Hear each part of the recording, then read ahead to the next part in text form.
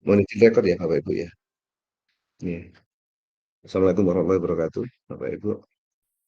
Waalaikumsalam warahmatullahi wabarakatuh. Nih, terima kasih sudah memenuhi undangan saya untuk merefleksi rapat pendidikan yang baru. Jadi ini ada rapat yang versi baru ya. Ya mungkin saya khawatirnya belum semua sempat membuka begitu. Jadi kita coba untuk kita pelajari bareng-bareng, kita refleksikan. Tapi saya nanti hanya akan menyampaikan bagaimana untuk pembelajarannya gitu ya, untuk mempelajarinya seperti apa. Itu. Sebelumnya kita buka alhamdulillah salatu wassalamu ala Rasulillah. Yang saya hormati Bapak Ibu Kepala Sekolah, juga Wakil Kepala Sekolah bidang kurikulum. Kenapa saya mengundang berdua? Karena mungkin ini memang menyangkut dari kedua tupoksi beliau-beliaunya gitu ya. Jadi yang baik itu yang pertama dengan kepala sekolah kaitannya dengan program nantinya perencanaan berbasis data. Yang kedua juga terkait dengan hasil pembelajaran yang berupa standar kelulusan. Gitu ya Bapak Ibu. Baik Bapak Ibu, sebelum kita mulai kita berdoa dulu sebentar. Mudah-mudahan apa yang kita pelajari, yang kita diskusikan membawa manfaat untuk kita semuanya, terutama untuk lembaga kita. Berdoa menurut agama kepercayaan kita masing-masing dipersilakan.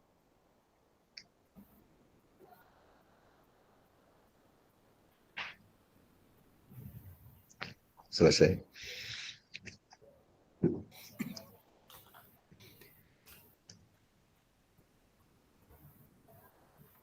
Baik Bapak Ibu, kita lanjutkan. Mohon izin share screen ya Bapak ya. Sehat semua ya ini, saya belum menyapa ya. Tadi ada Pak Siswanto, ada Bu Tindi, Bu Putri Dewi.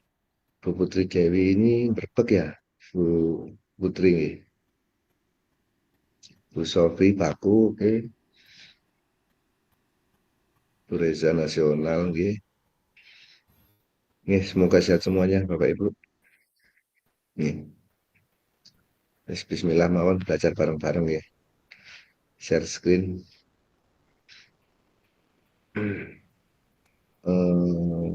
Windows.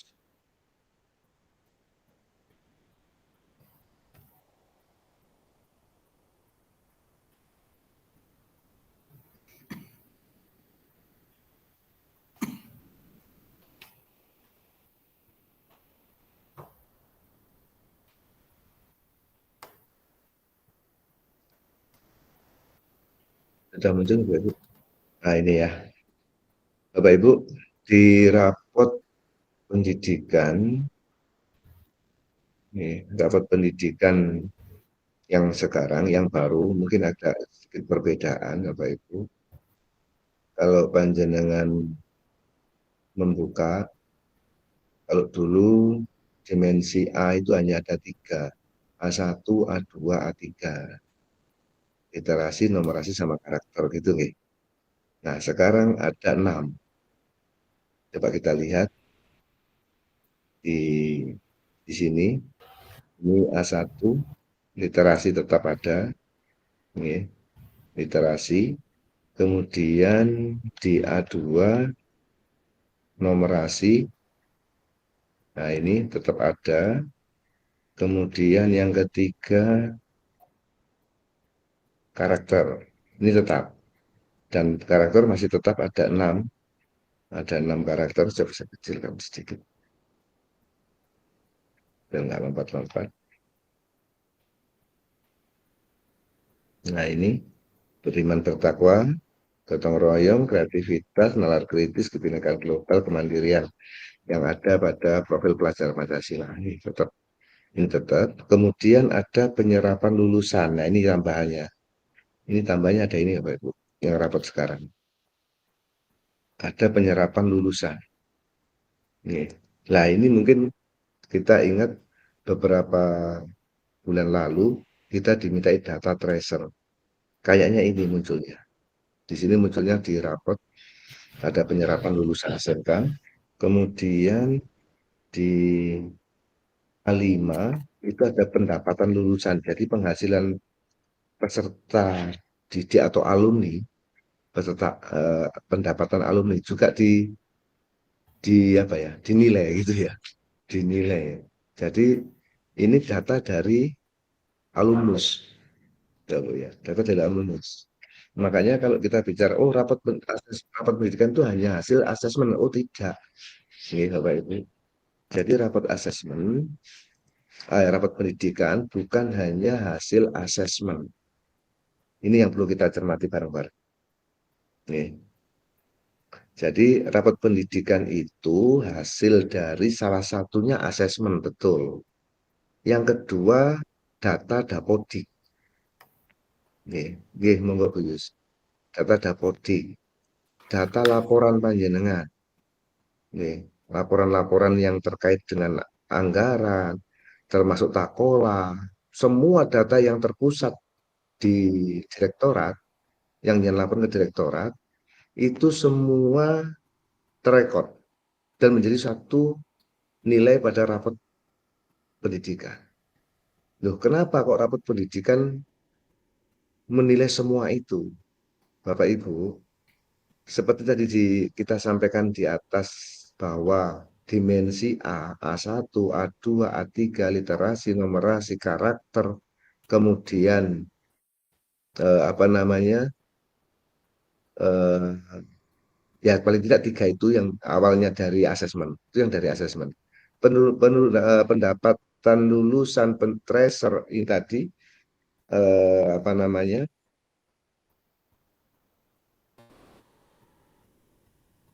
penyerapan lulusan, kemudian penghasilan, kompetensi, tambahan yang tiga itu didapat dari data tracer. Nah ini kompetensi lulusan. Nah ini jadi keterserapan, penghasilan, kompetensi lulusan, ada tambahan tiga itu diambil dari data tracer.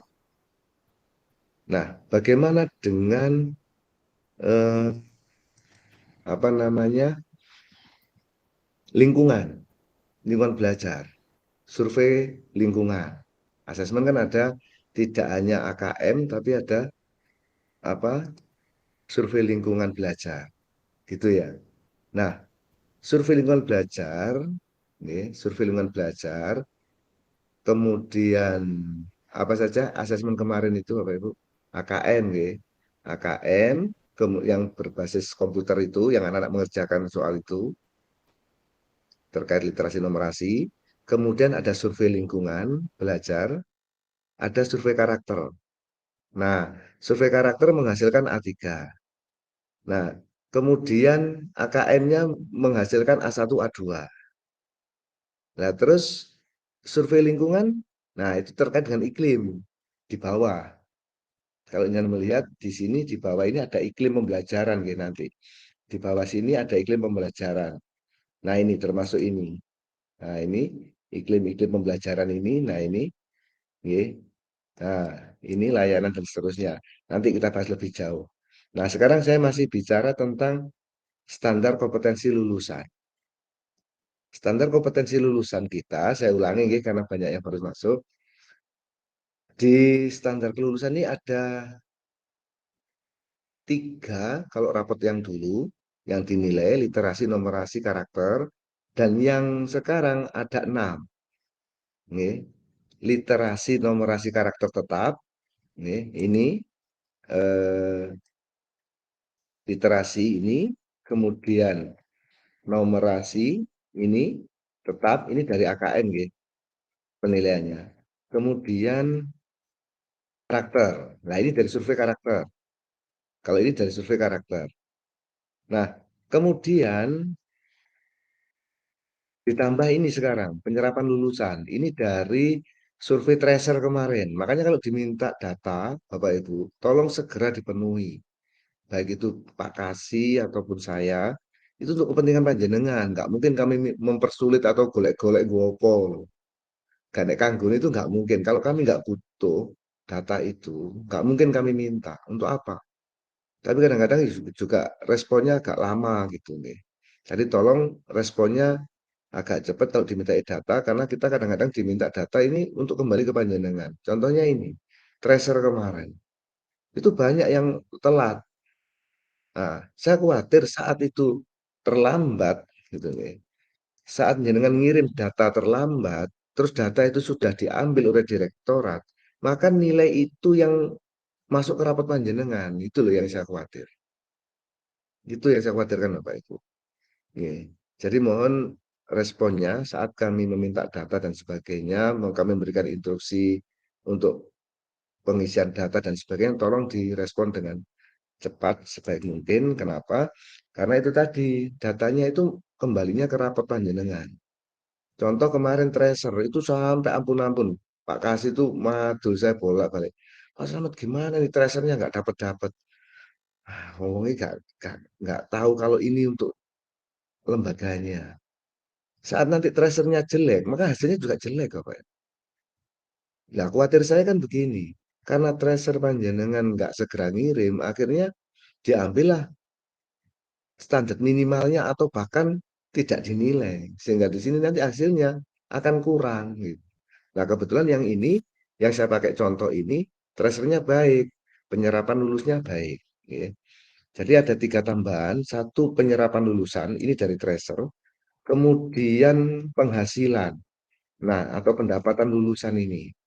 Nah, ini di bawah ada keterangan. Enaknya yang sekarang langsung di bawah ini ada penjelasan. Jadi capaiannya sudah ada di bawah. Pendapatan lulusan SMK ini presentasi lulus SMK dengan pendapatan sama dengan atau di atas UMR. Dalam hal ini provinsi ya Pak Ibu ya. Jadi saat nanti tracernya itu benar-benar eh, real dan sebagus mungkin. Maka kita harus memasarkan anak-anak kita benar-benar sesuai dengan kompetensi mereka gitu ya. Kalau memang mekanik ya ke mekanik atau ini. Jadi bukan bukan ini Bapak Ibu. Ngapunten misalnya eh, jurusannya otomotif. Terus ditanya kerja kerja dari apa? Tani. Taninya pun bantu bapaknya gitu. Bantu bapaknya pun hanya make ngeterne sarapan misalnya. Nah, ini kan tracernya kurang bagus gitu ya. Makanya saya ini sebetulnya sudah lama saya sampaikan ke Bapak Ibu Kepala Sekolah, namun mungkin baru terrealisasi dari direktorat baru muncul sekarang, gitu nih. Jadi apa yang saya sampaikan ini sebetulnya sudah lama Bapak Ibu. Kalau jenengan responsif itu sebetulnya sudah jadi. Jadi tracer saya sering mengatakan tolong Bapak Ibu BKK-nya ditoto, di tracing yang baik. Jadi ini nanti misalnya kalau minta tracer Bapak Ibu ya, kalau nanti minta rekaman panjenengan untuk merekam anak-anak, tuh nih, untuk merekam anak-anak, tolong minta portofolionya. Jadi begini, misalnya, oh kamu sekarang kerja di mana nak? Di Indomaret katakanlah. Nggih, tolong kirimkan ini ya, apa kartu anggotanya. Nah, itu untuk bukti. Nah, nanti Bapak Ibu albumkan semua laporan mereka gitu. Nah, bagaimana mekanisme Bapak Ibu menjaring data tracer tersebut itu bisa menggunakan jejaring sosial, bisa menggunakan metode-metode misalnya teknis seperti apa namanya itu saat legalisir misalnya atau pada saat pengambilan ijazah misalnya. Jadi contoh begini Bapak Ibu, misalnya waktu pengambilan ijazah. Pengambilan ijazah eh, boleh nanti saat misalnya setelah wisuda kan ijazah biasanya nggak langsung dibagi ya. Pengambilan sendiri lah. Saat mengambil ini dijaring. Kamu mau kemana nak? Kuliah Bu, di mana? Misalnya UM. Oke, kapan? Itu didata. Kapan pendaftaran? Kapan pengumuman? Nah, nanti kalau pengumuman tolong pengumumannya dikirim ya. Nah, nanti pada saat hari pengumuman ditanyakan. dipantau lah, ini BK-nya tolong diaktifkan melalui humas. Ditanya, Bapak, nak, kemarin katanya kamu daftar gimana? Pengumuman dapat, lulus enggak misalnya? Oh, anu Bu, lulus, tolong pengumuman lulusnya dikirim ya. Nah, saat ini lulus, maka 4 tahun ke depan paling tidak, jenengan aman untuk memantau. Karena dia sudah ada di kampus. Gitu. Ya syukur-syukur tiap tahun dikabarkan lah. Cik kuliah Kora gitu kan. Nah, kalau kerja juga begitu. Tiap tahun ada update data. Nah, semua data yang tadi saya sampaikan itu ada pembuktian berupa dokumen-dokumen portofolio, baik itu berupa surat, kartu, atau apapun riwayat dari perjalanan anak-anak. Waduh Pak Slamet lah ribet. Gimana ya Bapak Ibu? Sebenarnya dibilang ribet juga, ya iya karena nggak biasa. Tapi kalau biasa, ya sama halnya jenengan selalu belanja minta nota itu loh. Anggar belanja jaluk nota sama kan. Sebenarnya sama. Kayak gitu Bapak Ibu. Hanya kebiasaan saja. Nanti kalau sudah terbiasa, anak anak-anak kita itu terpantau di tracer, maka tracer jenengan menjadi bagus. Gitu. Nah, nanti kalau sudah punya BKK model kayak gitu, sudah punya bukti yang konkret seperti itu bagus, nanti saya akan arahkan untuk mengikuti lomba BKK tingkat Jawa Timur. Karena sudah banyak yang ke sana tapi gagal. Nah, ini saya sudah mencoba membuat pilot project di SMKN Tanjung Anom untuk bisa mengikuti lebih lanjut. Itu sudah lumayan bagus. Nanti kita bisa belajar di sana. Itu Bapak Ibu ya. Kembali ke rapot. Nah, selain pendapatan lulusan Bapak Ibu juga ada kompetensi lulusan. Lah, kompetensi lulusan itu terkait dengan apa? Monggo nanti dibaca sendiri. Di bawahnya ini ada capaian-capaian yang harus dipenuhi. Saya nggak membahas secara menyeluruh Bapak Ibu ya detailnya nggih, secara garis karena yang bisa Bapak Ibu baca ya monggo dibaca. Nah, kemudian Bapak Ibu, dari sini ada penjelasan, jadi saya kembali ke atas, ada capaian. Ini capaiannya berapa persen? Misalnya kayak gini. Nah, ini kemampuan literasi baik 80% siswa. Nah, ini dari mana? Ah, keterangan ini dari sini ya Bapak Ibu. Siswa sudah mencapai kompetensi minimum. Nah ini, di sini peserta didik mendasarkan kemampuan memahami, menggunakan refleksi, mengevaluasi beragam jenis teks. Nah ini nilai umumnya adalah, ini kalau dulu kan nilai umumnya itu, nilai umum ya. Dulu kan angka ada 1, 2, 3 itu loh nilainya. Sekarang berubah menjadi 80. Berarti menggunakan skala 100. Alhamdulillah, ini saya sudah pernah sampaikan memang ke VEDC juga ke direktorat, tolong kalau membuat skala mbok ya yang sama 1, 2, 3 itu maksudnya gimana ngitungnya, ya 100 ya 100, kalau persen ya pakai persen, nggak masalah, kalau angka ya angka, tapi kalau 100 ya 100 semua, jadi ngitungnya mudah. Nah waktu itu 2, sekian tuh artinya apa, kita sulit menerjemahkan. Nah, alhamdulillah ini sudah ada respon. Nah skornya sekarang sudah menggunakan angka skala 100, jadi capaian anak 80%, skor rapotnya 80. Defisit capaian, nah ini sebagian besar ini secara nilai umum. Nah, dari nilai ini Bapak Ibu, dari mana angka 80? Itu dari perhitungan ini. Yang di atas kompetensi sekian, yang mencapai kompetensi sekian, di bawah sekian, yang jauh di bawah sekian. Jadi, kalau dulu ini mahir, cakap, gitu ya. Terus kemudian sedang, butuh intervensi. Dulu begitu.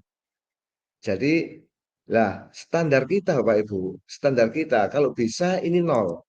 Ini sudah nol bagus, kalau bisa ini nol. Sisanya ada di sini dan di sini. Itu yang harapan saya gitu ya. Tentunya juga harapan Bapak Ibu kepala sekolah kan. Tentunya pengen punya anak ini kemampuan literasinya mencapai kompetensi minimum, minimum karena ini. Di sana di sini ini mencapai standar minimal KKM gitu loh.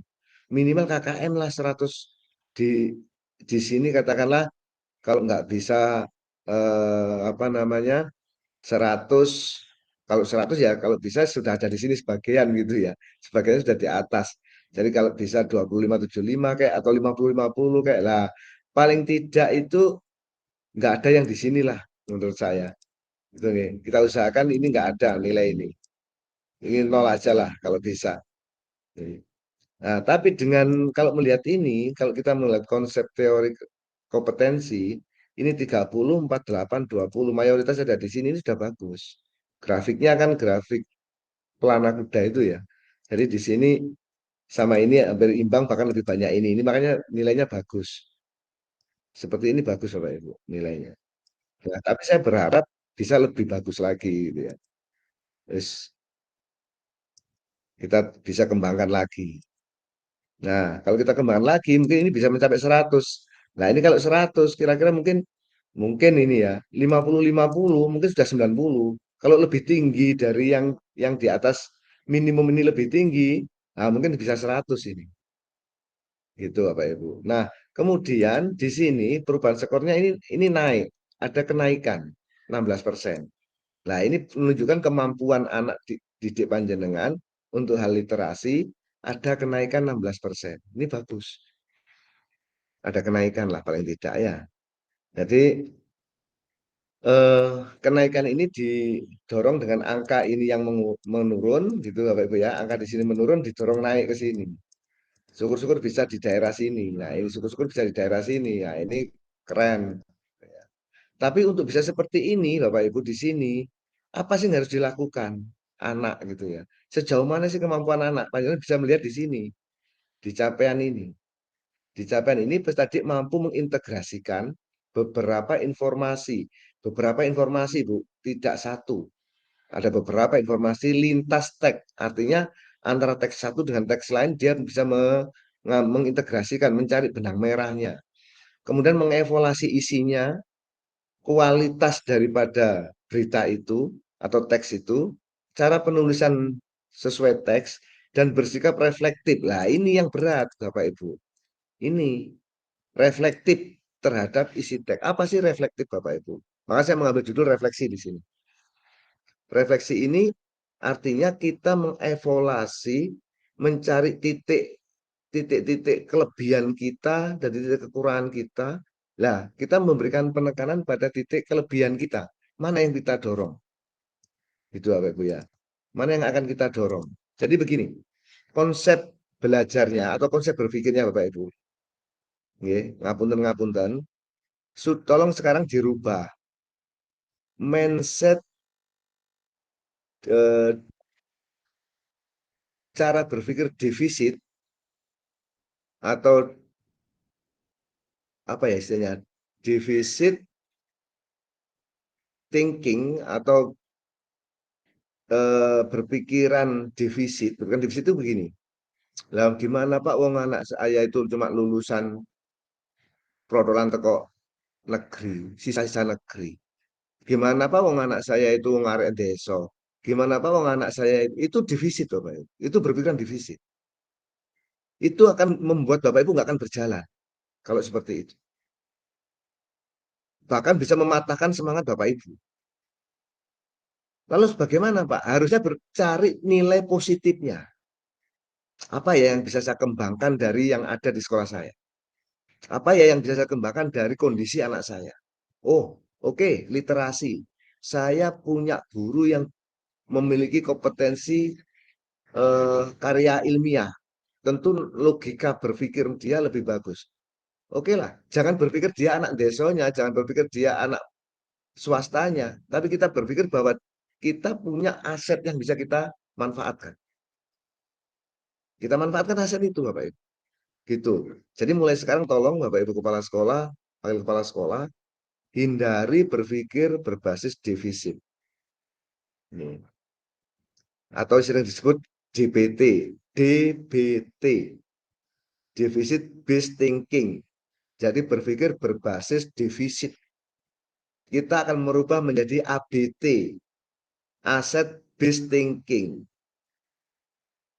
Nah ini kalau Bu Yusvita atau yang lain guru penggerak mungkin nggak asing. Karena di sana diajarin itu. Deficit based thinking maupun asset based thinking. Jadi berpikir berbasis defisit atau berpikir berbasis aset. Nah, berpikir berbasis aset itu artinya kita selalu membaca peluang-peluang yang bisa kita kembangkan. Lupakan masalah kekurangan. Lupakan sing wis katakanlah kita lemah ini ya sudah nggak masalah, usah dipikir. Oh, Pak Ridwan resen. Oke, sebentar ya, Pak Ridwan. Gitu ya, Bapak Ibu ya. Saya ingin ini dulu, merefleksi rapotnya dulu. Nah, kemudian ini coba nanti semua dipelajari terkait dengan ini, literasi, numerasi, ya, Bapak Ibu. Memang nggak lompat-lompat. Numerasi, kemudian karakter. Ini semua saya ulangi, ini diambil dari AKM. 1, 2 tadi diambil dari AKM. Yang karakter diambil dari survei karakter waktu asesmen nasional di kelas 11. Makanya yang Nun Sewu baku nggak punya rapot karena belum melakukan asesmen. Lah NU Wilangan kok punya rapot Pak padahal masih kelas 10 karena dulu pernah punya kelas 11. Gitu. Itu bedanya. Nah, kemudian penyerapan lulusan ini diambil dari hasil nilai tracer kemarin yang panjang laporkan. Kemudian pendapatan lulusan ini juga dari tracer, kompresi lulusan ini juga dari tracer. Itu 6 indikator yang ada pada dimensi A yang harus Bapak Ibu tingkatkan. Nah, dimensi A ini Bapak Ibu, ini masuk dalam kategori output atau hasil gitu ya, hasil dari proses pembelajaran. Nah, namanya hasil itu dipengaruhi oleh dua hal, proses dan input. Jadi kalau misalnya saya bicara tentang eh, air mineral ini, ya, air mineral misalnya, ini hasil. Lah, kualitasnya tergantung dari proses dan bahan, kan begitu. Ini bagaimanapun bagusnya proses, kalau bahannya jelek, hasilnya juga kurang bagus. Demikian pula hasil walaupun produknya bagus, bahannya bagus, nek sing produk nggak bener, juga hasilnya jelek. Nah, oleh karena itu, input, proses, dan output perlu diselaraskan. Kalau pengen outputnya baik, maka inputnya harus baik, prosesnya harus baik. Nah, yang kategori output atau hasil mana? Dimensi A. A1, A2, A3, A4, A5, A6. Itu output. Nah, kategori input yang mana? Dimensi C dan E. Itu inputan. Ini sebagai bahan. Kemudian dimensi D itu proses. Pak, yang mana sih Pak? Bicara CD nggak muncul. Oke, saya tunjukkan. Ini ya, ini A. Jadi mulai sini tadi, dimensi A ini. Nah ini, sampai sini.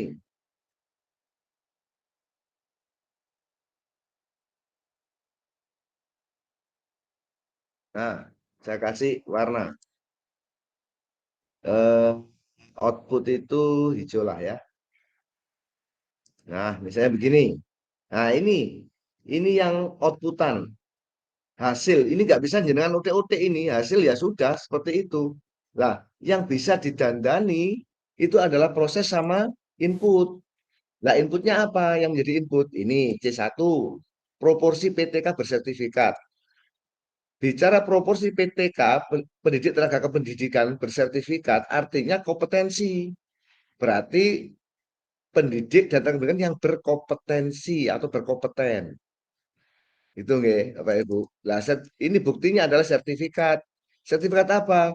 Bisa sertifikat pendidik, bisa sertifikat asesmen atau asesor, bisa sertifikat-sertifikat diklat yang lain yang intinya adalah untuk pengembangan diri. Bukti bahwa dia kompeten. Itu. Nah, kemudian yang kedua, C2-nya PTK penggerak. Nah, ini maka tadi saya singgung, guru penggerak sangat potensial untuk pengembangan sekolah panjenengan. Maka bersyukurlah sekolah yang sudah punya guru penggerak, karena dia sudah punya aset ilmu dari guru penggerak itu sendiri. Nah, ini input Bapak Ibu. Jadi input itu bukan murid, itu maksud saya. Karena hasilnya adalah kompetensi, Bapak Ibu ya. Hasilnya adalah kompetensi, maka yang dimaksud input itu bukan murid. Jadi jangan salah persepsi. Kalau inputnya jelek, oh berarti memang swasta, memang arek deso, memang arek goblok-goblok. Sehingga itu bermaksud kompetensi bukan masalah itu, gitu Bapak Ibu. Jadi kita nggak masalah buktinya. Ya ini terbukti kan kemarin contoh di Ainul Yakin. Ainul Yakin kemarin sempat ada dapat juara di lomba apa itu kemarin multimedia ke Bu Yanti ya. Pernah ada juaranya Iya, kan? Bapak. J. Ya Bu. Apa Bu? Juara apa Bu Yanti? Juara lomba 2 poster, Pak.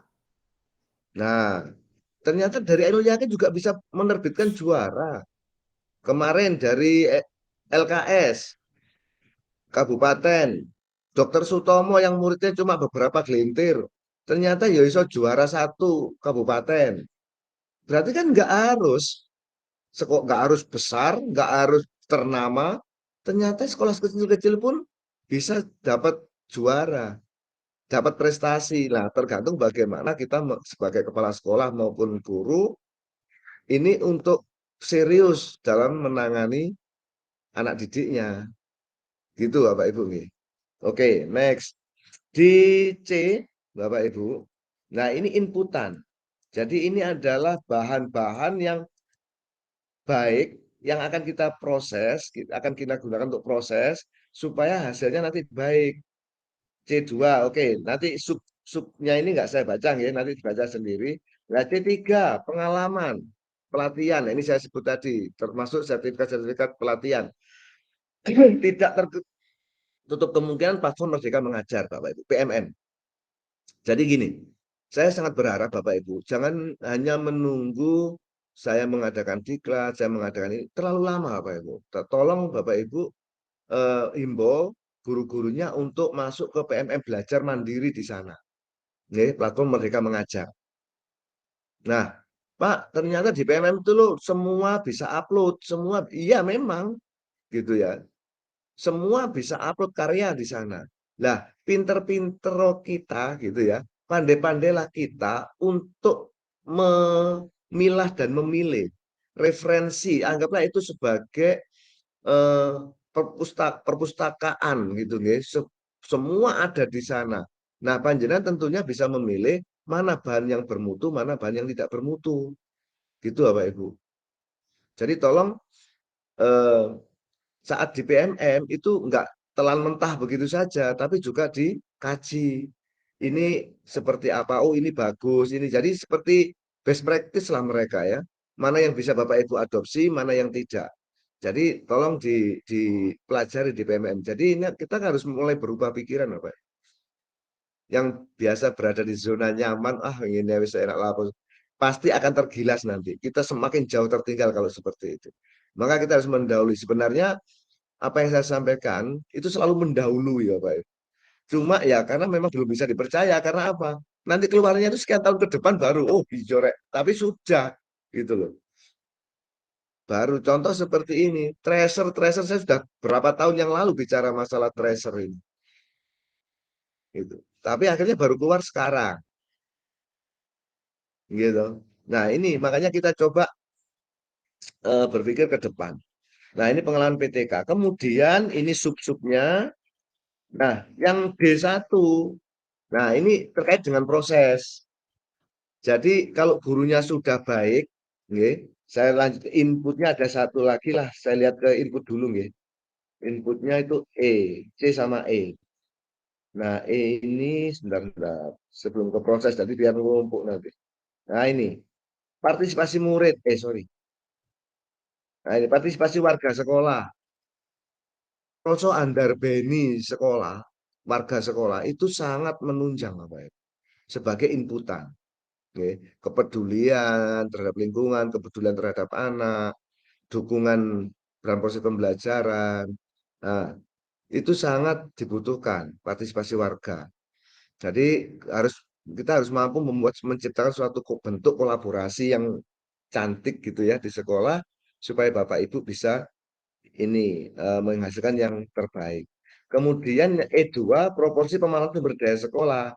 Nah, ini yang tadi saya sebut dengan nah ini saya tadi padahal saya belum pernah membaca sampai ke bawah Bapak Ibu, baru sekarang. Tapi tadi saya sudah menyinggung tentang bagaimana kita menggunakan aset based thinking, berpikir berbasis aset. Nah, ini di sini sudah mulai muncul dulu nggak ada ini. proporsi pemanfaatan sumber daya sekolah. Sejauh mana Bapak Ibu mampu mengidentifikasi aset. Nih, ini bahkan pertama kali saya masuk Nganjuk, saya selalu di lembaga-lembaga, saya selalu melihat celah-celah apa yang bisa ini ada Pak Sis ini. Saya pertama kali datang ke Darul Hikam, Pak Sis, ini depan ini tolong dimanfaatkan.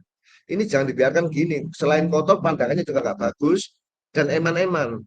Saya ke Bu Yuswita PGRI 2 yang luas. Bu, ini tolong dibuat apa gitu, Bu? Gini, gini, gini. Saya kasih Pak wacana untuk pembelajaran. Bisa menggunakan kemarin ada ide untuk membuat apa itu mengelola sampah untuk dijadikan pupuk. Nah, seperti itulah pemanfaatan aset untuk pembelajaran. Tolong nanti semua bisa bisa apa ya, menerjemahkan apa yang saya sampaikan ini untuk menggali aset-aset apa yang ada di sekolah yang bisa dikembangkan untuk proses pembelajaran. Oke. Jadi ini yang saya maksud dengan berpikir berbasis aset. Nah, sekarang muncul di sini, di E2. Dulu nggak ada ini. Pemanfaatan sumber daya sekolah untuk peningkatan mutu. Kemudian E3, pemanfaatan TIK. Dari dulu sudah ada pemanfaatan TIK. Jadi pemanfaatan TIK ini sama, ini aset juga kan. Tapi sekarang diarahkan untuk semuanya berbasis IT. Lah, dalam berbasis IT ini Bapak Ibu, saya eh, ingat ini, tolong semua lembaga binaan saya semua punya Google Drive untuk menyimpan, okay? Untuk menyimpan semua dokumen yang masih dalam bentuk file diunggah, termasuk biodata siswa, rekaman hasil pembelajaran, nilai-nilai, DKN, semua saja, termasuk fotokopi ijazah. Kalau bisa di-scan diunggah semua. Nah, Pak, nggak cukup kita punyanya gratisan cuma 5 GB, berapa itu? 15 giga. Nah, dipilah-pilah. Untuk urusan ini pakai satu akun. Kemudian yang urusan ini satu akun lagi. Urusan ini satu. Enggak apa-apa punya akun banyak memang gratis. Nah, kepingin berbayar ya so banyak banyak ini ya kapasitasnya banyak. Saya punya yang ID Bapak Ibu. Yang belajar ID itu 100 giga kalau nggak salah. Punya saya itu 100 giga drive-nya. Kalau jenengan punya coba dicek Google Drive-nya yang akun belajar ID. Coba dicek. Itu kalau nggak salah 100 giga. Kalau yang saya pakai sekarang ini akun pinjaman. Ini nggak terbatas. Nggak ada batasan ini. Ini punyanya direktorat tapi. Akun saya untuk direktorat. Makanya maaf kalau di situ muncul pengajar gitu ya namanya. Itu karena memang akun ini untuk ngajar. Tapi ini pinjam punyanya direktorat nggak apa-apa ya untuk kebaikan negara. Eh, gitu Bapak Ibu ya. Oke, jadi IT tolong dimanfaatkan sebaik mungkin. Saya tidak ingin nanti ada terdengar, Pak rapotnya hilang, nggak punya data, Pak rapotnya depan rayap dan sebagainya. Nah itu pemanfaatan IT termasuk selain untuk administrasi keuangan, tolong administrasi yang lain juga dimanfaatkan. Saya sering menyampaikan ini di lembaga. Jadi saya sering akon-akon nyun sewu nggih. Ada orang datang, Pak, saya muridnya Pak Erbowo. Ijazah saya hilang, datanya nggak ada. Waduh, ternyata di sekolah juga nggak punya data. DKN-nya nggak, apa itu? Ya DKN nggak punya, buku induk nggak ada, misalnya. Fotokopi ijazah yang nggak ada. Terus datang ke Capdin, Pak minta keterangan bahwa ini murid saya. Terus buktinya apa? Kalau itu murid Bapak Ibu, gitu loh. Nah, kalau ada data-data tersimpan di drive, di cloud, nah, mungkin ya. Nah, itu mungkin akan membantu Bapak Ibu untuk mengamankan data Bapak Ibu. Oke. Oke. Terus saya lanjutkan. Ini pemahaman TIK. Kemudian muncul, ini dulu cuma 3 E-nya. Sekarang menjadi berapa ini? Sampai 5. Program dan kebijakan sekolah. Nah, Bapak Ibu, program, 4-nya mana? E3, oh, 4, 5. Apa wes? Ya adanya ini ya ini yang kita bahas. Program dan kebijakan sekolah Bapak Ibu. program dan kebijakan sekolah ini, satu saya menekankan, tolong utamakan transparansi. Utamakan transparansi. Jadi kita biasakan dalam menyusun program itu transparan. Semua diajak. Termasuk orang tua, industri, guru diajak. Pak, gimana kalau penganggaran? Nah, ini kendalanya kan saya paham Pak, saya Bapak Ibu, saya paham masalah itu, paham banget. Ada tekniknya tertentu nanti untuk masalah seperti itu. Tapi tolong dalam secara umum teknis dalam penyusunan program kerja melibatkan industri, melibatkan orang tua, melibatkan guru, terutama dalam menyusun program kerja. Itu ya Bapak Ibu ya. Menyusun program kerja seperti itu. Dan itu tolong dibuat rekamannya. Baik itu berupa notulen, portofolio, apalagi foto dan sebagainya lah. Undangan, tolong itu diarsip. Nah, kemudian tolong setiap menyusun program, Bapak Ibu, setiap menyusun program itu perhatikan apakah program Bapak Ibu itu berdampak pada kualitas anak atau tidak. Apa manfaat untuk anak atau tidak. Kalau tidak, saya sarankan untuk di-delete sementara ini. Ya nggak sementara sih, kalau bisa di-delete gitu ya. Di-delete dulu. Hal-hal yang bersifat tidak ada manfaat untuk anak, delete programnya. Nah, baik itu misalnya Pak, lah kalau untuk diklat guru gimana? Duh, diklat guru memang tidak berdampak langsung pada anak, tapi dengan Pak guru yang kompeten otomatis membawa dampak ke anak. Gitu. Oke. Jadi untuk program, tolong tadi menyusun program, tolong tanyakan dulu pada Bapak Ibu sendiri, apa sih manfaatnya untuk anak? Apa sih keperpihakan program ini ke anak? Itu saat menyusun program kerja. Yang nanti pada bulan-bulan ini saya berharap sudah mulai mengerjakan program kerja kepala sekolah.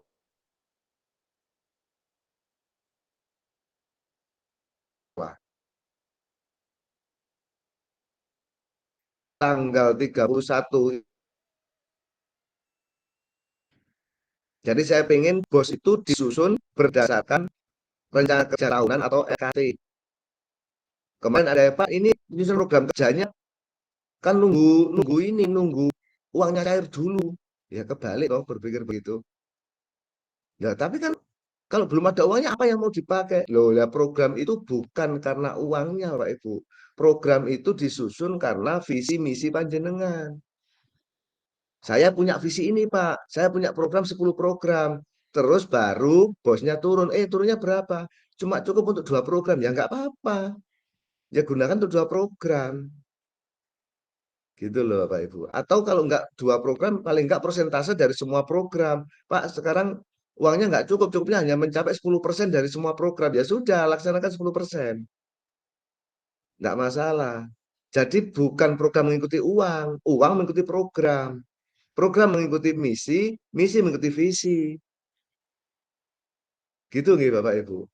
Nah kalau nanti itu kan seperti apa? Kalau kita misalnya hanya dapat uang dulu, baru mikir program, berarti kan kita nggak ada angan-angan waktu dapat uang itu.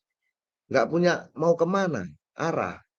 Akhirnya ujung-ujungnya, wes untuk ini aja, wes untuk ini aja, inti aja. Nah, oke, mungkin dengan berpedoman pada juknis bos. Sudah turun, nanti mungkin bentar lagi nanti saya share. Mudah-mudahan teman-teman juga sudah punya. Juknis Bos 2023. Nih, Juknis Bos 2023. Oh, Pak, saya merujuk Juknis Bos. Oke, Juknis Bos itu sifatnya umum, bukan kegiatan detail. Nah, sehingga nanti oke, di bosnya yes, tapi kegiatannya sama sekali nggak berdampak. Nah, ini kan masalah, Bapak Ibu. Selama ini yang terjadi itu. Jadi, slotnya di bos memang ada. Contoh misalnya, pengembangan tenaga kependidikan. Nah, harusnya mengarah ke diklat untuk materi-materi tertentu yang memang masih kurang, misalnya, untuk literasi dan numerasinya. Ternyata digunakan untuk kegiatan peningkatan ekstrakurikuler misalnya. Nah, padahal nilai literasinya jelek. Yang dikembangkan ekstrakurikuler. Nggak nyampe akhirnya. Gitu Bapak Ibu. Makanya program itu disusun berdasarkan rencana strategi. Rencana strategi berdasarkan tujuan. Tujuan berdasarkan misi. Misi berdasarkan visi. Jadi dari visi di breakdown, breakdown, breakdown sampai menjadi tujuan. Jadi punya cita-cita, punya angan-angan, diwujudkan, didanai. Begitu Bapak Ibu. Jadi bukan cari uangnya dulu lah. Uang itu nanti menyesuaikan. Oh, nggak bisa mencapai semua, ya sudah sebagian dulu. Bertahap, memang uangnya kecil gitu. Okay. Jadi itu yang saya dimaksud dengan program dan kebijakan sekolah. Jadi saya berharap program dan kebijakan sekolah itu nanti mengarah pada manfaat untuk anak, terutama dalam student well-being. Gitu apa Ibu? Loh Pak Slamet ini kok bahasanya guru penggerak banget loh. Bapak Ibu, nanti nanti semua sekolah itu mengarah ke sana. Semua sekolah mengarah ke sana. Ini bersyukur kalau panjenengan tahu duluan gitu. Sebenarnya ini kalau jenengan tahu atau tidak, tetap akan mengalami ini. Gitu Bapak Ibu. Jadi memang proyeksi ini proyeksi jangka panjang. Jangka panjang. Oke. Jadi tolong eh, seperti ini program dan kebijakan semua tadi itu semua ada di guru penggerak memang. Oke. Jadi bukan karena oh mau Pak Samad fasilitator sih makanya bukan itu ini kebijakan. Nanti coba lihat di regulasinya lah. Buktinya ini rapot juga nggak ada urusannya loh dengan saya. Nyatanya sinkron kan dengan apa yang saya sampaikan selama ini tentang guru penggerak, sinkron. Bahwa rapot memang sudah mengarah ke situ. Nanti program kerjanya juga mengarah ke situ. Ini sudah kemarin Pak kasih dengan salah satu pengawas sudah ke diklat dapat diklat ke Malang. Dia sudah cerita, Pak, ternyata program kerja itu nanti PB perencanaan berbasis data itu begini, Pak. Saya ya tertawa saja, saya senyum-senyum aja. Ya memang, karena saya sudah tahu duluan bahwa memang akan seperti itu. Dia baru dapat diklatnya. Gitu loh Bapak Ibu. Jadi eh, monggo kita kita memang harus merubah mindset kita, okay? Oke. Terus kemudian ini masih ke bawah ya. Sudah sampai dengan E5 itu Bapak Ibu. Nah, kemudian ke samping kanan Bapak Ibu, ini ke samping kanan ini eh skor rapot di sini, ini skor rapot panjenengan di tahun 2002. Kemudian ini kalau ingin membandingkan dengan tingkat provinsi, ini yang ada peringkat di provinsi. Ini 20%. Peringkat secara nasional 20%. Ini peringkat panjenengan di tingkat provinsi dan di tingkat nasional. Ini ya hasil dari ini ya Pak Ibu, perubahan skor ini. Jadi di sini ada perubahan skor 16 ada naik. Tapi apakah semua naik? Ternyata tidak. Ada beberapa item yang naik, ada beberapa yang turun. Nah, ini ada yang turun. Nggih, ada yang turun. Nah, ini turun ini. Kenapa kok bisa turun begini? Nah, harusnya naik atau tetap gitu ya. Kalau tetap memang tetap bunyi tetap Bapak Ibu kayak gini, tidak berubah. Nggih, tidak berubah. Terus Pak, ini kok ada turun tapi nggak merah. Turun tidak merah itu turun yang tidak terlalu signifikan dampaknya. Turun tapi dampaknya nggak signifikan. Apa itu? Coba kita lihat. Proporsi peserta didik dengan kemampuan numerasi di bawah kompetensi minimum. Di sini justru ya di bawah kompetensi minimum justru turun. Kalau ini turun itu justru baik. Gimana? Karena ibaratnya nggak kasarannya gitu. Yang di bawah kompetensi atau di bawah KKM turun, Pak. Baik enggak? Ya baik lah, Pak. Kasarnya sih goblok turun nilainya apa jumlahnya. Kan ya bagus. Gitu maksudnya, Pak. Jadi nanti jangan bingung. Loh, Pak, ini kok turun? Loh, lah sini Pak, jumlah muridnya berapa? Katakanlah 100. Yang pinter berapa? 50. Yang bodoh 50. Pak, sekarang yang bodoh turun, Pak, 25. Mengalami penurunan. Lah, yang penurunan bodoh kan juga apa-apa. Berarti yang pinter naik kan gitu loh, Bapak. Nggih? Oke ya. Baik. Nah, kemudian di sini ini peringkat panjenengan di sana. Oke. Sampai Di sheet 1 ada pertanyaan Bapak Ibu, silakan. Sudah jam 11 ya, cepet banget. Pak Ridwan tadi resen mau tanya atau apa? Enggak ada? Oke, saya lanjut kalau tidak ada. Kita masuk sheet 2. Dari rapot, oh sebentar. Di rapot ini Bapak Ibu, saya ulangi, dimensi A, okay, itu dipengaruhi oleh dimensi CE dan D.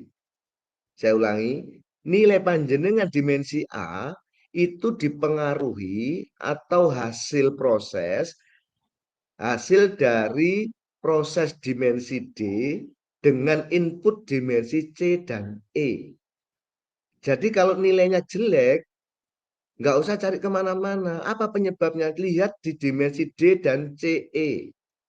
CE sebagai input, D sebagai proses. Pasti nanti ada yang jelek. Contoh, saya lihat. Kenapa sih nilainya ini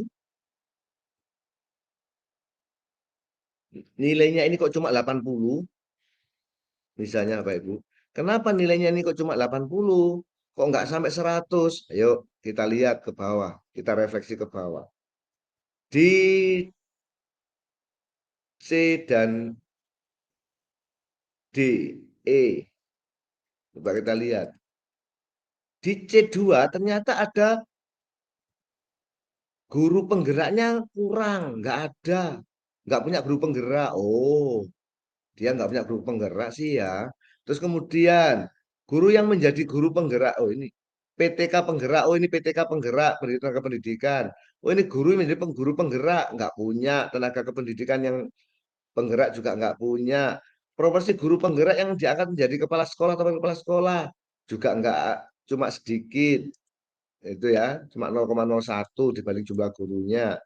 Guru penggerak yang diangkat menjadi pengawas nggak ada. Lah ini, nah pengalaman PTK, oh diklatih ya kurang. Nah gitu loh Pak Ibu.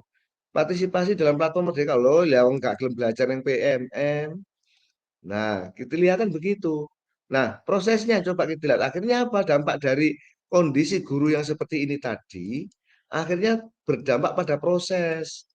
Apa prosesnya? Kita lihat. Nah, kan kualitas pembelajarannya menjadi kurang, makanya nggak diklat, gitu loh. Nah, ini perbaikan pembelajaran oleh guru. Nah, ini refleksinya. Oh, nggak pernah dievaluasi sih ya. Makanya nggak tahu kalau gurunya kurang. Nah, nah ini pemimpinnya juga nggak membuat program untuk mengembangkan guru-gurunya. Makanya gurunya kurang bagus sehingga hasilnya jelek loh. Gitu Bapak Ibu. Itu cara membaca rapot seperti ini sebelum panjenengan masuk ke rekomendasi. Nah, jadi oh partisipasi warganya gak peduli ya warga situ. Sekolahan ini ternyata warganya kurang care. Oh, proporsi sumber dayanya, oh nggak belum bisa memanfaatkan sumber daya. Berarti masih banyak sumber daya yang bisa dioptimalkan, ini masih bisa dikembangkan ini nanti. Peningkatan mutu guru tenaga pendidikan. Nah ini tadi karena nggak ada yang program diklatnya nggak ada, non personal proporsi pembelajaran dan seterusnya. Oke, saya kira itu Bapak Ibu ya cara membaca raport pendidikan mulai dari dimensi A yang diakibatkan karena adanya dimensi D, C dan E ternyata membawa dampak pada dimensi A yang merupakan standar kelulusan. Gitu. Nah, kemudian mekanisme ini, sistem di sini dari hasil data yang ada di sini tadi semua ini muncullah prioritas secara umum. Ini Bapak Ibu. Di sini muncul prioritas secara umum. Nah, ini ada prioritas-prioritas. Identifikasi refleksinya apa? Apa instruksi untuk pembenahan? Nah, di sini ada referensi yang bisa panjenengan lihat, ya. Panjenengan bisa klik di sini untuk mendapatkan referensi-referensi pembenahan. Tapi di sini ada rekom-rekom apa yang harus diperbaiki. Oh, ternyata instruksinya di kita direkomendasi untuk ini kualitas pembelajaran ini untuk dikembangkan. Apa bentuknya program pembenahannya ini? Nih, peningkatan kompetensi GTK dan kebijakan yang menunjang aktivasi kognitif. Apa maksudnya? Peningkatan kompetensi GTK, guru dan tenaga pendidikan, dan kebijakan. Oh, kompetensi-kompetensinya melalui diklat, kebijakannya, programnya kepala sekolah ada enggak? Pak, itu mau saya diklatkan, tapi ternyata di dalam RKS-nya nggak pernah ada program diklat, nggak pernah ada anggaran untuk diklat. Nah, bagaimana gurunya mau diklat? Programnya aja nggak ada, kebijakan nggak mendukung, gitu loh Bapak Ibu. Ya, nah terus kemudian inspirasi genai benai. Nah ini inspirasi kegiatannya apa? Ini satu pendidikan meningkatkan kompetensi guru TK dengan mempelajari konten terkait praktek pembelajaran interaktif. Nah, strateginya ini monggo panjenengan kembangkan sendiri sesuai dengan kondisi keuangan sekolah masing-masing. Gitu ya Bapak Ibu. Nah, kemudian kegiatan-kegiatan yang ada di sini barulah ditarik ke Arkas, ditarik untuk didanai oleh dana BOS. Jadi nanti menyusun Arkas itu sumbernya ini. Saya ulangi, saat menyusun Arkas, misalnya nanti Agustus menyusun Arkas, itu lihat ini. Oh, kegiatan BOS reguler. Inovasi terkait metode pembelajaran, workshop peningkatan kompetensi, penyusunan program supervisi, bla bla bla bla bla bla. Ini di sini banyak. Wah, enak kan? RKS wis gak usah mikir, gak usah ngarang-ngarang. Minimal jenengan pakai itu saja RKS RKS jenengan jadi. Jadi mulai sekarang mohon dengan hormat lagi sangat Bapak Ibu Kepala Sekolah dan berserta jajarannya, tolong jangan membuat RKS seenaknya sendiri. Semau sendiri, apalagi minta pendapat mereka-mereka yang tidak ngerti. Apalagi hanya copy paste. Kita punya rekomendasi yang valid untuk itu. Pertanyaannya sekarang, Pak, apakah kegiatan yang ada di situ, apakah rekomendasi yang ada di situ semua harus dijalankan? Tidak sesuai dengan kemampuan panjenengan. Maka muncul di sini ada rekomendasi prioritas. Nah, ini di sini ada rekomendasi prioritas dari seluruh rekomendasi. Coba kalau panjenengan eh, saya pengennya sih Pak Nyun Sewu. Semua rekomendasi yang ada di sini itu menjadi RKJM, Rencana Kerja Jangka Menengah. Pengennya begitu Pak. Jadi RKJM itu mewujudkan seluruh hasil rapotnya baik berdasarkan seluruh rekomendasi. 4 tahun kira-kira gul nggak itu semua rekomendasi itu. Bisa nggak dijalankan? Pak, uang saya sedikit, nggak mana bisa semua itu. Nah, kalau enggak coba prioritaskan mana yang diperlukan. Apa saja, Pak? Lihat di sheet 3. Nih, di sheet 3 ini. Nah, di sini ada rekomendasi beberapa program yang untuk 1 tahun ini. Sesuai kemampuan. Pak, uang saya banyak, cukup itu semua. Ya, silakan lanjutkan. Makanya saya nggak berani mengatakan yang mana. Tergantung kemampuan panjenengan masing-masing. Karena di sini jumlah muridnya nggak sama. Gitu, nggih. Ada gambaran Bapak Ibu ya untuk menyusun program G. Jadi nanti di sini ini yang dimaksud perencanaan berbasis data. Jadi jenengan membuat program dasarnya dari sini, dari rekomendasi ini. Nah, ini contoh loh Pak, ini hanya contoh nggak harus sama seperti ini loh G. Nanti disesuaikan dengan rapat masing-masing. Nah, Bapak Ibu, jenengan program merujuk di sini. Ini merujuk pada pembenahan. Pembenahan merujuk pada kekurangan yang ada di rapot ini. Rapot ini merujuk pada yang laporan rapot yang di bawah tadi itu, yang di sini, DD ini. Ya. Ini merujuk pada nilai kurang yang ada pada hasil outputan di sini. Jadi, contoh misalnya, kita lihat, ini, program ini. Di sini ada contoh Arkas, pengembangan inovasi terkait metode pembelajaran. Dibutuhkan program ini. Pengembangan inovasi terkait metode pembelajaran. Pak, kenapa kok ini harus dilakukan? Karena adanya inspirasi ini, peningkatan kompetensi, GTK. Karena apa? Melalui program pembenahan. Di sini perlu peningkatan kompetensi. Kenapa kok perlu dibenahi? Karena ada masalah di metode pembelajaran. Apa masalahnya? Ini nilainya cuma 60,2 dengan capaian atau kriteria sedang. Memangnya kenapa? Karena inilah yang menjadi penyebab. Nah, kita kembali ke sini. D1. Mana D1? Coba kita cek Pak nanti. Bener nggak gitu? Monggo nanti dipelajari rapotnya masing-masing. Gitu. Nah ini nih. D1. Nah ini.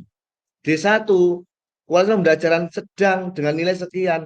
Nah ini Pak yang menjadi penyebab daripada nilai literasi maupun numerasi panjenengan ini masih ada kekurangan, masih menyebabkan ini ada di bawah kompetensi, kemudian numerasinya juga di bawah kompetensi, misalnya gitu kan. Nah, numerasi mana numerasi? Nah, ini juga masih ada ya beberapa yang di bawah numerasi, di bawah apa kompetensi, kok A3, A2. A2. Nah, ini. Nah, ini Pak, masih ada di bawah nomor kompetensi berapa ini? Nih, masih ada 26,7. Nah, inilah yang salah satu unsur penyebab, salah satu variabel penyebabnya ini adalah D1 tadi. Maka D1 perlu diperbaiki menggunakan kegiatan ini. Dan ini perlu didanai, maka dimasukkan ke dalam ARKAS. Gitu loh Bapak Ibu. Nggih. Ada gambaran nggih Bapak Ibu nggih? Nggak bingung kan ya? Nah, kemudian Bapak Ibu, kalau ini jenengan jalankan, sampai di sini ini aja jenengan jalankan, insya Allah rapot panjenengan baik, pasti baik. Nggih. Nah, terus kemudian dengan rapot yang baik itu, apakah menjamin akreditasinya baik? Nah, ini pertanyaan lagi. Apakah dengan rapot yang baik itu akan menghasilkan nilai akreditasi? Padahal nilai akreditasi kita butuhkan juga, tidak hanya rapot kan? Kita butuh akreditasi yang baik juga. Nah, supaya sinkron Bapak Ibu, supaya nanti menghasilkan dampak yang lebih luas lagi, saya menyarankan saat Bapak Ibu mencapai ini tadi, program benahi, ini program pembenahan, atau di sinilah boleh. Misalnya mengadakan kegiatan ini, coba dicek IASP 2020 yang level 4. IASP 2020 level 4. Di level 4 itu ada target-target siswa harus bagaimana, guru harus bagaimana, program sekolah harus seperti apa. Di sana ada. Coba bandingkan, nyampe enggak ke sana. Nah, diupayakan bisa menuju ke sana. Oh, program kegiatannya menuju memperbaiki tidak hanya rapot, tapi juga IASP 2020. Rapot beres, akreditasi. Baik, itu harapan saya. Yeah. Mudah-mudahan apa yang saya sampaikan ini bisa memberikan Bapak Ibu ya, sedikit pencerahan lah atau sedikit pandangan. Nah, nanti sekarang kita coba refleksikan. Setelah Bapak Ibu tahu tentang bagaimana rapot pendidikan dan bagaimana cara membacanya, bagaimana cara menggunakannya untuk membuat suatu perencanaan berbasis data, sekarang monggo apa kendala panjenengan terkait dengan teknis membaca dan menggunakan rapot pendidikan ini dulu sebelum menggunakan sebagai bahan perencanaan berbasis data. Monggo silakan yang mau tanya atau resen, silakan resen, Pak.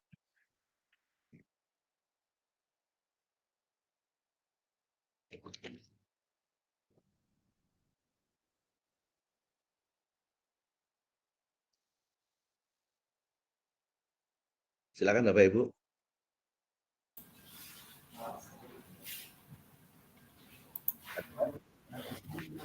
Saya Pak Rahmat. Ini monggo Pak R. Assalamualaikum warahmatullahi wabarakatuh.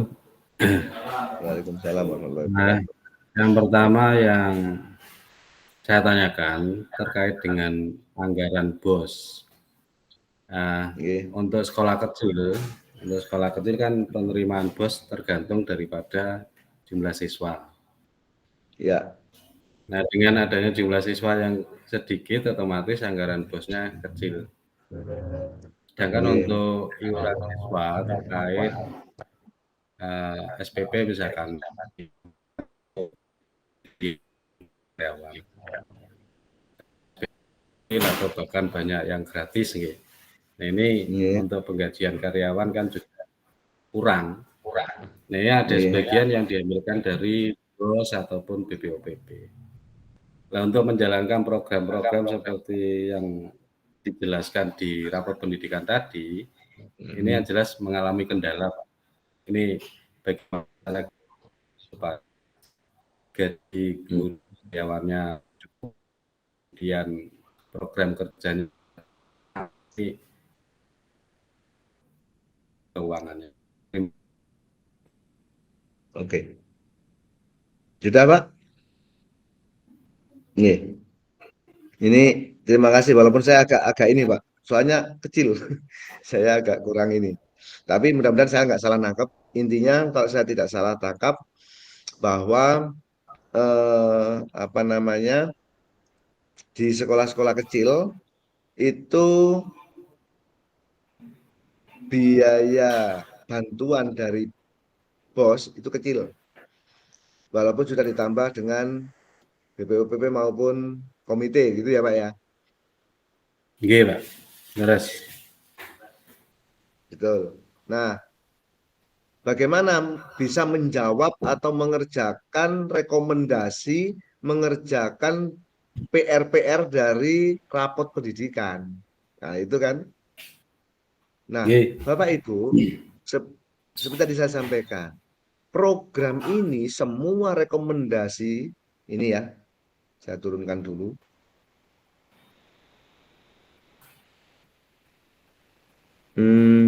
Windows, rapot, oke.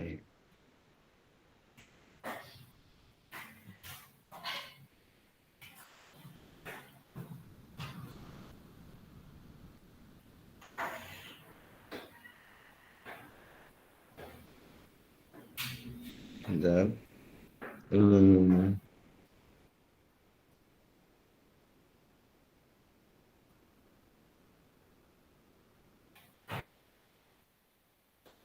Nah, Bapak Ibu, dari rapot ini, tadi saya sampaikan, ini kan ada 2 rekomendasi nih, Pak. Rekomendasi seluruhnya, mana? Ini seluruh rekomendasi, ini banyak, Pak. Nah, coba kita cek ya. Kita cek. Ini. Nah, ini, Pak.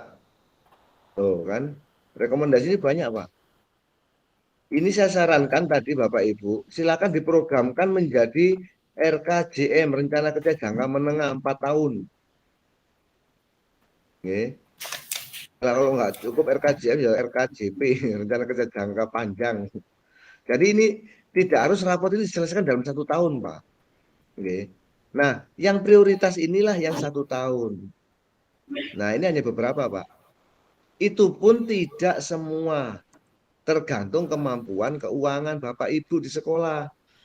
Jadi untuk membuat nilai rapot panjenengan katakanlah sempurna, gitu ya, tidak bisa BIM salah BIM 1 tahun, Pak, 2 tahun, 3 tahun nggak bisa. Ya diperbaiki yang urgent dulu yang mana, gitu. Yang sesuai dengan kemampuan keuangan Bapak Ibu. Sesuai dengan kemampuan keuangan Bapak Ibu. Mana yang urgent dulu, prioritaskan. Maka inilah kewenangan kepala sekolah dalam menentukan prioritas program. Oleh karena itu, Bapak Ibu, ngapunten, ini perlu saya koreksi. Sering saya sampaikan di PKKS dan kinerja kepala sekolah. Sering saya tanyakan di PKKS, Bapak Ibu kepala sekolah, pripun cara menyusun program kerja? Jawabannya hampir sama. Mendatangkan guru, mendatangkan waka, dimintai ide, gagasan, pendapat, dikumpulkan jadi satu, jadilah program kerja kepala sekolah. Pertanyaan selanjutnya, apakah waka guru yang bersangkutan sudah belajar tentang tuntutan rapot pendidikan atau standar nasional pendidikan? Nah, ternyata jawabannya tidak. Jadi itu hanya ide gagasan pribadi mereka masing-masing. Wajarlah kalau program kerjanya tidak mengarah pada pencapaian standar nasional pendidikan. Kalau yang sekarang sesuai dengan PP 57 yang diperbaiki dengan PP nomor 4. Ya, PP 57 2021 yang diperbaiki dengan PP nomor 4 tahun 2022. Nah, itu Bapak Ibu. Maka saya selalu menyarankan Bapak Ibu kepala sekolah, makanya ini kenapa kepala sekolah saya undang, tidak hanya Waka, supaya kepala sekolah tahu target program saya itu kemana. Maka kepala sekolah yang punya ide dan gagasan, Waka menerjemahkan, mengimplementasikan, Waka yang menerapkan, yang melaksanakan. Konsep ada di kepala sekolah.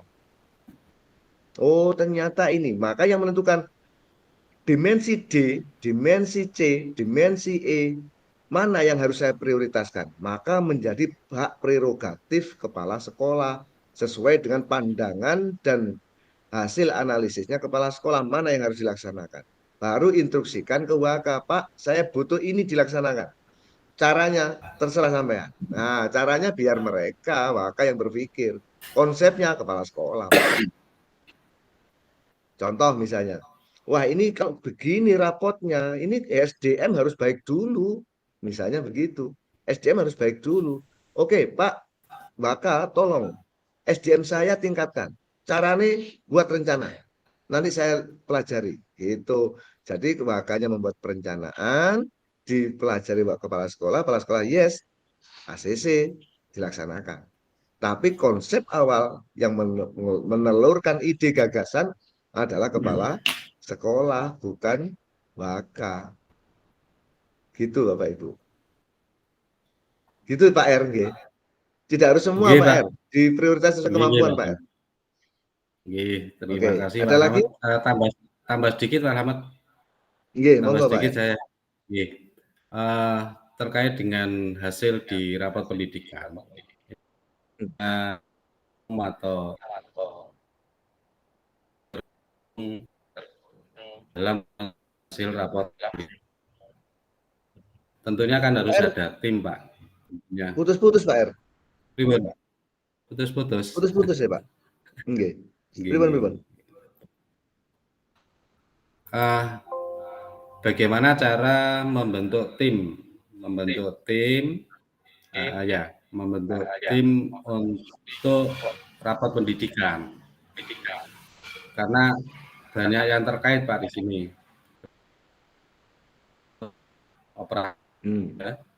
Oke. Kita kurang mendapat masukan-masukan terkait dari Dapodik atau yang lainnya. Gitu. Gimana untuk pembentukan timnya Pak? Terima kasih. Baik. Bapak Ibu bisa membuat dua tim ya. Dua tim. Ini yang sering saya sampaikan waktu PKKS. Dua tim. Apa saja? Yang pertama, tim pengembang kurikulum. Dibuat SK tim pengembang kurikulum. Nek tim pengembang kurikulum bukan hanya menyusun kurikulum KTSP atau KOSP-nya, Pak. Juga memantau prosesnya, supervisinya, menganalisis hasilnya. Itu tim kurikulum.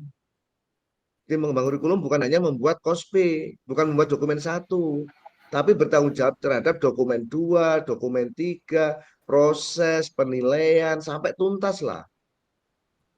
Sampai dengan asesmen nasional itu.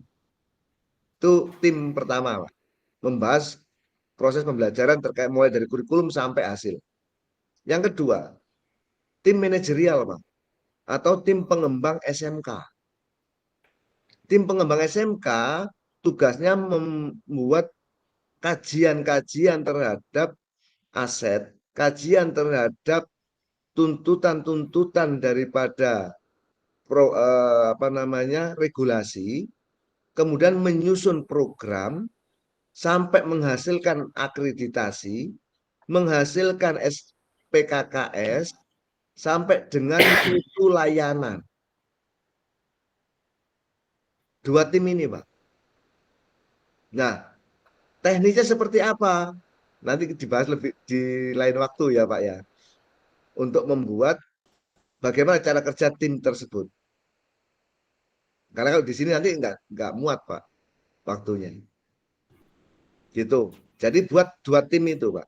Nah, dua tim inilah yang akan membantu kepala sekolah, tangan kanan, tangan kirinya kepala sekolah. Satu berpikir proses pembelajaran, satu berpikir tentang proses layanan. Gitu Pak R. Kalau ini ada, kalau Bapak Ibu punya ISO dulu, ada ISO, ya itu satunya wakil manajemen mutu, satunya pengembang kurikulum. Wakil manajemen mutu tentang manajemen layanan, kalau yang akademik dari kurikulum dan stafnya atau tim kurikulum. Nah, ini orang-orang hebat Pak yang di dua tim ini Pak. Gitu ya Pak R. Nggih, Pak Ahmad, terima kasih. Ada yang lain Bapak Ibu silakan. Nggak usah ini ya, nggak usah sungkan. Ini kita sak keluarga ini. Nggak ada orang lain kok. Di sini sak keluarga ini. Jadi cuma saya menganggapnya ono kakak adik gitu aja lah. Di sini semua satu keluarga. Monggo, kalau ada yang ingin ditanyakan atau disaringkan, atau mungkin ada yang diproteskan, boleh diproteskan. Clear, Bapak Ibu? Tidak ada, nggih? Baik. Baik, nggih. Ada Bu Indriana? Insya Allah sampun cekap Bapak. Oke. Oke. Baik, Bapak Ibu. Mungkin saya kita 5 menit lagi untuk melihat IASP, Bapak Ibu. Saya sebetulnya sudah sering sih, Bapak Ibu, menunjukkan IASP ini. Ya. Jadi yang tadi saya singgung, bagaimana menyinkronkan raport dengan IASP. Nanti kita sekali tembak dapat 2. Gitu. Nah, Bapak Ibu, saya turun dulu rapotnya, saya anggap clear. Oke. Saya ingin menunjukkan satu tadi mana sih Pak levelnya itu, kok ada level-level di IASP gitu loh.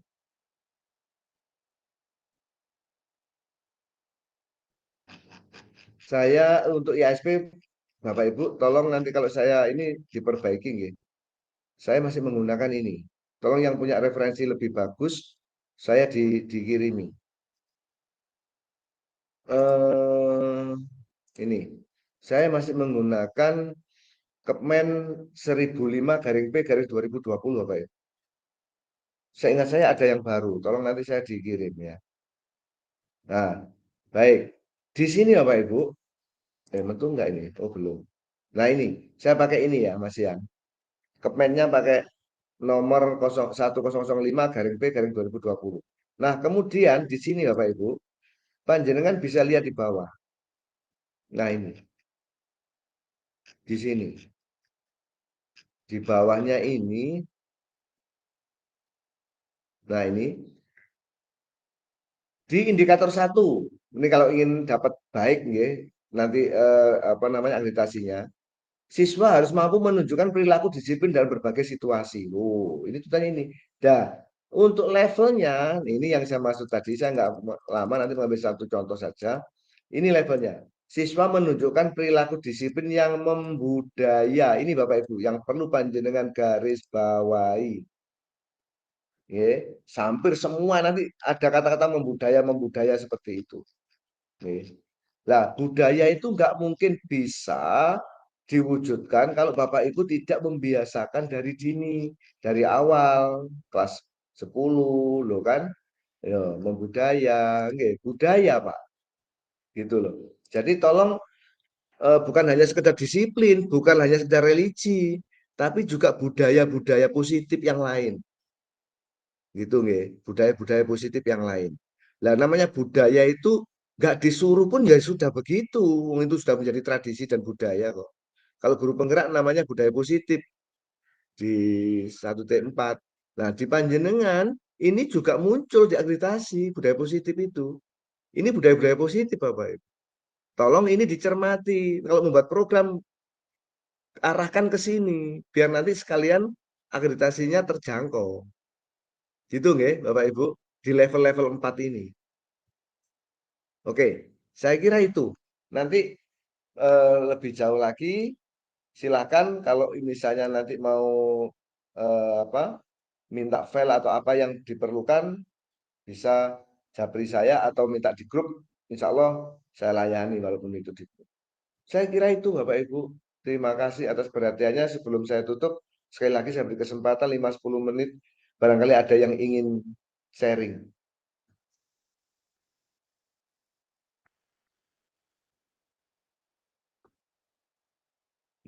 Assalamualaikum. Waalaikumsalam. Sebentar nanti saya telepon lagi ya. Ini masih ngajar. Oke. Oke. Ada Bapak Ibu? Tidak ada, nggih. Alhamdulillah. Berarti semua sudah clear, tinggal melaksanakan. Dan mohon maaf, kalau saya mungkin nggak monef ya. Seperti saya sampaikan, saya kan yang seperti itu. Kalau saya pengennya begini, kalau saya datang ke sana, ada sesuatu yang memang perlu saya ini. Walaupun tidak harus diundang sih, nanti pasti ada contoh ini. Saya sebentar lagi, mungkin saya akan memantau bagaimana program kerja panjenengan terkait dengan raport ini, bagaimana persiapan guru terhadap perencanaan pembelajarannya, termasuk apa namanya modul ajarnya. Apakah sudah dibuat atau belum? Tolong diingatkan Bapak Ibu guru untuk menyiapkan modul ajar untuk persiapan tahun ajaran baru. Karena ini sudah bulan 6. Nggih, sebentar lagi ajaran baru. Nah, yang saya koreksi bukan yang ke depan, yang sudah dijalankan selama kemarin sudah membuat atau belum. Kalau yang kemarin aja nggak membuat, ada konsekuensi, ada kemungkinan ke depannya ya orang gawe gitu. Jadi makanya ini perlu saya cek apakah yang kemarin dibuat apa tidak. Itu. Jadi insya Allah dalam waktu dekat saya akan ke sekolah, ke lembaga untuk memeriksa sekaligus mengklarifikasi apakah modul ajarnya sudah betul apa belum, sehingga ini sifatnya evaluasi. Jadi sangat mengevaluasi program kerja sekaligus bagaimana refleksinya, mengevaluasi modul ajar sekaligus refleksinya. Insya Allah dalam waktu dekat ini. Begitu Bapak Ibu, terima kasih atas perhatiannya, mohon maaf atas segala kekurangan. Kita akhiri dengan doa bersama, mudah-mudahan apa yang kita diskusikan sekali lagi bisa bermanfaat untuk kita semua, untuk anak didik kita, untuk pembelajaran di Nganjuk. Saya sangat berharap Nganjuk prestasi. Nganjuk bisa mencuat di Jawa Timur bahkan nasional. Gitu nih Bapak Ibu. Jadi siap-siap dari Bu Indriana, siap dipecuti Pak Slamet dari ya, pokoknya seperti itu. Ya, monggo kita berdoa menurut agama dan yang kita masing-masing dipersilakan.